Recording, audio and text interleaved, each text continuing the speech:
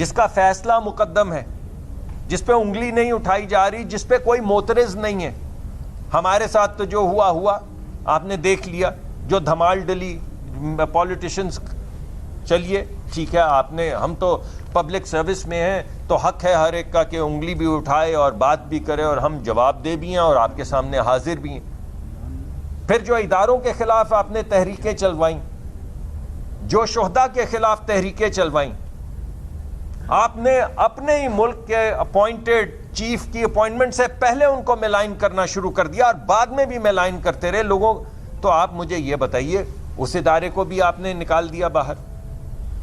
اب یہ جوڈیشری کے اندر جو کچھ ہو رہا ہے، یا آپ ہم سے سوال پوچھ رہے ہیں، آپ ان تمام لوگوں نے جو جسٹسز سپریم کورٹ کے ہیں، جو معترض ہیں، ان سے پوچھیے. وہ بھی تو جسٹسز ہیں. ہماری بات مت مانیے، ان کی آواز تو سنیے. اگر آدھا سپریم کورٹ آپ کو فیصلوں کی شکل میں اور اپنے آپ کو علیحدہ بینچ سے کرنے کی شکل میں کوئی احتجاج کر رہا ہے، تو پوچھیے، سوچیے کہ اس آئین کی ایڈجوڈیکیشن کا فرض ان پہ بھی تو ہے، تو وہ کیوں معترض ہیں؟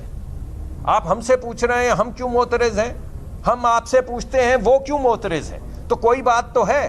وہ کیا کہتے ہیں کہ زبان خلق کو نکارہ خدا سمجھو.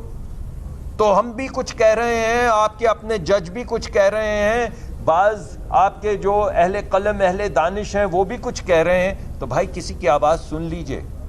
تو یہ جو کیوس کریٹ ہو رہا ہے، جو سوال آپ نے مجھ سے پوچھا ہے، کسی حد تک یہ سوال مجھ سے بنتا نہیں تھا. جواب تو جو میرے بن پائی میں نے آپ کے سامنے پیش کیا، لیکن کچھ جواب جو ہیں وہ عدلیہ کے پاس بھی ہیں. کچھ جواب عدلیہ کو بھی دے دینے چاہیے. جیسے ہم آئین اور قانون کے اور عوام کے تحفظ کے لیے باہر نکلتے ہیں اور جو سمجھ بوجھ ہوتی سامنے رکھتے ہیں، میرے خیال میں جب آپس میں اتنی بڑی گفتگو، جو بھی ان کی آپس کی گفتگو ہو رہی ہے، اس کو بھی تھوڑا سیٹل کر لیں، اس سے بھی اسٹیبلٹی. ایک سوال مل رہی ہے کہ 14 مئی جو ہے سپریم کورٹ نے اناؤنس کیا ہے یہ پنجاب اور KPK کے اندر، آپ کی حکومت تیار رہی کہ مطلب یہ 14 میں انتخابات ہو جائیں گے؟ جی میں اس جی ابھی تمام چیزیں جو ہیں، جو بھی سپریم کورٹ کا حکم آیا ہے اس کو دیکھا جائے گا، مگر اس وقت یہ تمام ڈسکشن پارلیمان کے سامنے ہے. اس وقت جو ہماری دفاع کی سچویشن ہے وہ بھی سپریم کورٹ کے سامنے رکھ دی گئی ہے، اور اب سپریم کورٹ کو بھی معلوم ہے کہ پاکستان کی اس وقت جو فورسز ہیں وہ کہاں کہاں ڈپلائیڈ ہیں. وہ بات سامنے رکھ دی گئی ہے.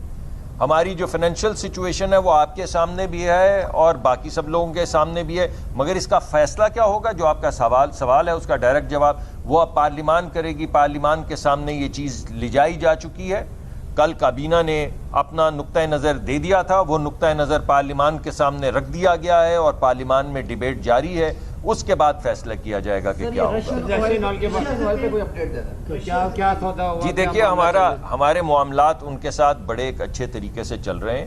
ہم بالکل آن سکیجول ہیں جیسے ہم نے پہلے کہا تھا، اور انشاءاللہ بہت جلد اس مہینے میں تمام معاملات طے کر کے ہم کروڈ آئل کی کوئی نہ کوئی شپمنٹ انشاءاللہ پاکستان میں لے کر آئیں گے. اچھا، انہوں نے 2 روپے بڑھانے کی بات کی ہے، جو ان کا جو لیتے ہیں 2 روپے مارجن جو ہے. دوسرا، آپ ان کو کیا دینے کو تیار ہیں؟ وہ دوسرا بتا دیجئے کہ اس پہ ان کا کہہ رہے ہیں کہ جو آپ نے IMF سے جو پروگرام کر رہے ہیں اس پہ یہ کہہ رہے ہیں کہ ہمیں گورنمنٹ بعد میں پیسے نہیں دیتی، آپ چلے جائیں گے، اگلی گورنمنٹ آ جائے گی، آپ ہی بحال رہتے ہیں، تو کیش فلو کا مسئلہ ہوتا ہے. یہ تو تیار نہیں ہے. آپ نے سامنے تو اچھی بات کر دی، لیکن پیچھے سے یہ کہتے ہیں کہ ہم تیار نہیں ہیں آپ کی بات، تو آپ ہمیں پریشر نہیں دے سکتے. نہیں، ہم کیوں پریشر دیں گے؟ یہ تو ہمارے رہنما ہیں، ہمارے دوست ہیں، ہمارے بھائی ہیں. جو یہ کہیں گے ان کے ساتھ باہمی مشاورت سے طے کریں گے. اگر ڈیلرز نہیں مانیں گے تو آپ لوگ نہیں کریں گے؟ ڈیلرز ہمارے ساتھ مانیں گے. ہم نے آپس میں یہ فیصلہ کیا ہے کہ ہم باہمی مشاورت سے جو بھی پروگرام ہوگا آگے بڑھنے کا وہ باہمی مشاورت سے ہوگا. بتا دیں کیا انہوں نے کیا آپ کو تجویز دی ہے ذرا قوم کو؟ جی انہوں نے کئی آپ یہ موٹر سائیکل کے حوالے سے بات، موٹر سائیکل اور گاڑی والا، انہوں نے کئی تجاویز ہمیں دی ہیں اور بڑی اچھی تجاویز ہیں. اس میں بسپ والی تجویز ہے جو ہمارے سامنے پہلے بھی زیر غور ہے ہمارے پاس، اور کارڈز والی تجویز ہے وہ بھی پہلے سے زیر غور ہے، اور جو ہم نے طریقہ OTP 1 ٹائم پاسورڈ والا کہا تھا اس کی بھی تفاصیل آج ہم نے پیش کی ہیں سامنے.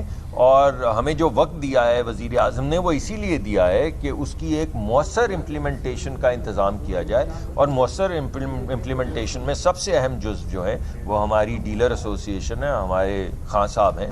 تو خان صاحب کے ساتھ ہم ملیں گے اور خان صاحب کے ساتھ مل کے کوئی طریقہ کار. سر اسے آپ کہہ رہے ہیں کہ امیروں پر بوجھ ڈالا جائے گا، لیکن اس ماہ کا جو بل آیا ہے ان کا 300 روپے آ رہا ہے، 400 2200 اور 2500 ایوریج بلنگ ہو رہی ہے کس چیز کا جی؟ گیس دیکھیے گیس کا اگر آپ نے 4 سردیوں کے مہینے، اس کا طریقہ کار کیا ہے، وہ کیسے طے کیا گیا ہے؟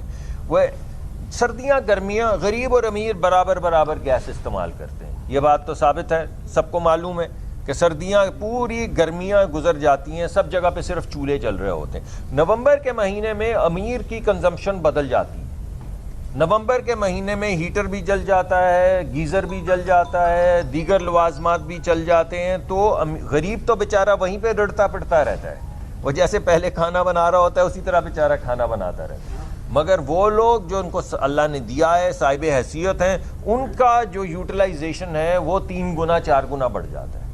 تو فیصلہ یہ کیا گیا کہ نومبر سے لے کے مارچ تک، یعنی 4 مہینے کی جو اوسط ایوریج ہے، اگر وہ 0.9 ہیکٹر میٹر کیوب سے کم ہے، 0.9 ہیکٹر میٹر کیوب کا کیا مطلب؟ 0.9 ہیکٹر میٹر کیوب کا مطلب یہ ہے کہ آپ کے پاس ایک چولہا ہے، یعنی وہ 1 برنر ہے یا 2 برنر ہیں، اور آپ اس کو 4-6 گھنٹے کے لیے چلا رہے ہیں، اور رات میں جن جگہوں پہ سردی ہے وہاں پہ 1-8 گھنٹے کے لیے آپ نے ہیٹر بھی اگر سنگل برنر والا جلا لیا ہے تو آپ کی کنزمپشن 0.9 ہیکٹر میٹر کیوب سے زیادہ نہیں ہوگی۔ جو لوگ تو صرف چولہے جلا رہے ہیں اور کھانا بنا رہے ہیں اور سردی میں کوئی 1-8 گھنٹہ ہیٹر ویٹر شام کو چلاتے ہیں، وہ تو 9 ہیکٹر میٹر اوسطاً اس سے نیچے رہیں گے 0.9 ہیکٹر میٹر کیوب سے، اور ان کو تصور کیا جائے گا کہ یہ کم جو ٹیرف ہے وہ ان پہ لگے۔ مگر اگر کوئی اس سے زیادہ استعمال کرے گا تو وہ پھر زیادہ بل دے گا۔ تو وہ لوگ جن کے بل زیادہ آ رہے ہیں، یہ وہ لوگ ہیں جن کی کنزمپشن جو ہے وہ کھانا بنانے اور 1-8 گھنٹہ ہیٹر سے زیادہ ہے۔ اب میں آپ کو یہ بھی بتا دوں کہ ان کی یعنی نمبرز کیا ہیں۔ یہ جن لوگوں کا میں نے پہلے ذکر کیا آپ سے، یہ ملک کا 60% لوگ ہیں۔ اس ملک کے 60% لوگ، اگر آپ ایگزیکٹ پوچھنا چاہتے ہیں تو 59.5% لوگ، اس ملک کے 60% لوگ جو ہیں صرف چولہا جلاتے ہیں اور 1-8 گھنٹہ ہیٹر چلاتے ہیں، اور انہی کو تصور کیا جا رہا ہے کہ ان کا حق ہے کہ ان کو سستی گیس دی جائے۔ جو لوگ اس سے زیادہ کر رہے ہیں، یہ نہیں کہ وہ بہت رئیس ہیں، یہ ایسا کوئی نہیں کہہ رہا ہے، لیکن اگر اس سے زیادہ آپ کنزیوم کریں، 60% کو اگر آپ نے بچانا ہے، پھر ورنہ ہمارے پاس دوسرا طریقہ کیا کہ کسی کو مت بچاؤ، سب کو ٹرک کے نیچے دے دو یکساں۔ ٹیرف کیا ہے وہ بتا دیں جی وہ ٹیرف میں نے آپ کو بتا دیا کہ 0.9 ہیکٹر میٹر کیوب تک میرے پاس ٹیرف کی وہ ریٹ تو ہمارے پاس نہیں ہے۔ جو 0.9 ہیکٹر میٹر کیوب تک گیس استعمال کر رہے ہیں، یعنی چولہا جلا رہے ہیں، 1 چولہا یا 2 چولہے جلا رہے ہیں، 4 سے 6 گھنٹے کے لیے جلا رہے ہیں، 1-8 گھنٹے کے لیے ہیٹر جلا رہے ہیں، جو ان کا پہلے بل آتا تھا اتنا ہی بل آئے گا یا اس سے کم ہو جائے گا۔ دوبارہ کہتا ہوں، اتنا ہی بل آئے گا یا اس سے کم ہو جائے گا۔